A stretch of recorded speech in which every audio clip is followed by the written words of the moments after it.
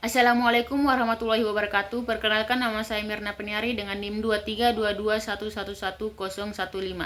Di sini saya akan menganalisis unsur intrinsik dalam novel Gadis Pantai, karya Pramodi Ananta Toer. Sinopsis. Novel Gadis Pantai ini menceritakan tentang seorang remaja yang bernama Gadis Pantai, perempuan miskin dari sebuah desa nelayan, yang dinikahkan secara paksa dengan seorang priai yang hanya menjadikan sebagai istri simpanan atau istri kontrak. Setelah dipindahkan ke rumah sang priai, ia dipaksa meninggalkan keluarganya dan hidup sesuai adat istana yang kaku. Meskipun awalnya ia merasa kagum dengan kehidupan elit yang mewah, semuanya serba ada. Lama-kelamaan ia pun terbiasa. Setelah melahirkan seorang anak perempuan, statusnya tetap tidak berubah. Akhirnya ia diusir begitu saja, lalu dipisahkan dari anaknya yang tak boleh dibawakan oleh si priai itu. Tema di sini ada 3 tema, yaitu 1. Penindasan terhadap perempuan, yang dimana gadis pantai dijadikan istri kontrak tanpa ada hak atau kehormatan, menunjukkan bagaimana perempuan diperlakukan sebagai objek dalam sistem patriarki. 2. Ketimpangan kelas sosial. Novel ini menyoroti jurang antara rakyat kecil dan kalangan priai, serta bagaimana kekuasaan dan status digunakan untuk menindas yang lemah. 3. Kehilangan identitas dan kebebasan.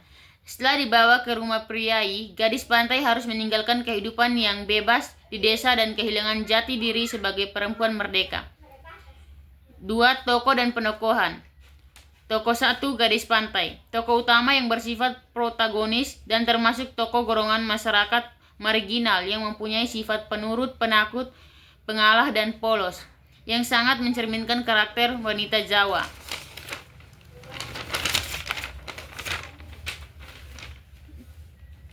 Tokoh kedua, Bendoro. Bendoro digambarkan sebagai sosok yang kasar, kejam, pengancam, sombong, dan suka mengatur. Hal ini sesuai dengan karakter masyarakat kalangan penguasa.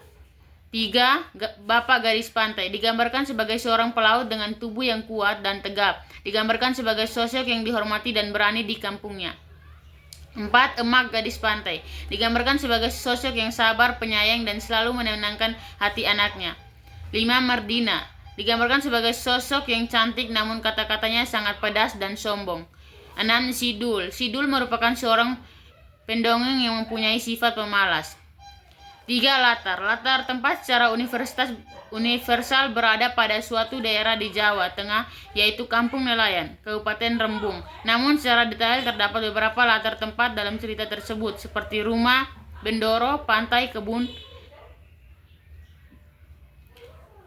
2. Latar waktu pada novel ini digambarkan pada masa kolonial Belanda. Hal ini didukung dengan kondisi bangunan, pakaian, dan peristiwa pada saat itu. 3. Latar suasana dalam novel ini adalah kesedihan, ketenangan, keheningan. 4.